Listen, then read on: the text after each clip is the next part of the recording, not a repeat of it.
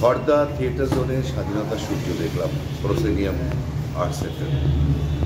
নাটকটি অত্যন্ত সময়োপযোগী এবং বাংলাদেশের বর্তমান এবং অতীত, বাংলাদেশের মানুষের ধর্ম নির্বিশেষে মানুষের বাংলাদেশ নিয়ে যে সংগ্রাম, মুক্তিযুদ্ধ, মুজিবুর রহমান এবং সাধারণ মানুষের তার মধ্যে যে লড়াই, আবার তারাই একসময় অসহায় হয়ে যাচ্ছে স্বৈরতন্ত্রের আঘাতে।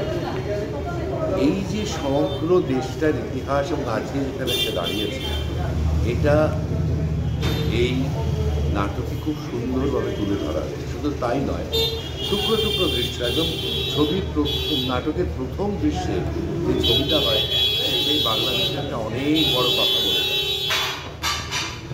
এবং যেভাবে বিভিন্ন দৃশ্য রচনা দিয়ে এবং তিনটে বড় বড় সলিলপি দিয়ে তিনজনের গল্প বলা হয়েছে, সেখানে ব্যক্তির গল্প এবং সমষ্টির গল্প যেন কোথায় এক হয়ে যায়।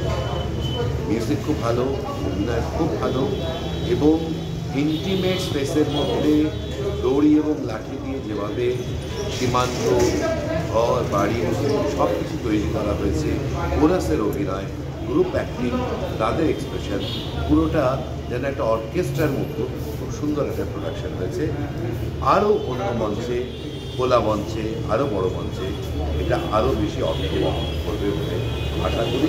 সেই শুভেচ্ছাকে আমি খড়দা থিয়েটার গ্রুপ, তার সমস্ত নাট্যকর্মী এবং তার নির্দেশক তপন দাসকে শুভেচ্ছা জানাই এবং আন্তরিক ধন্যবাদ জানাই। এমন একটি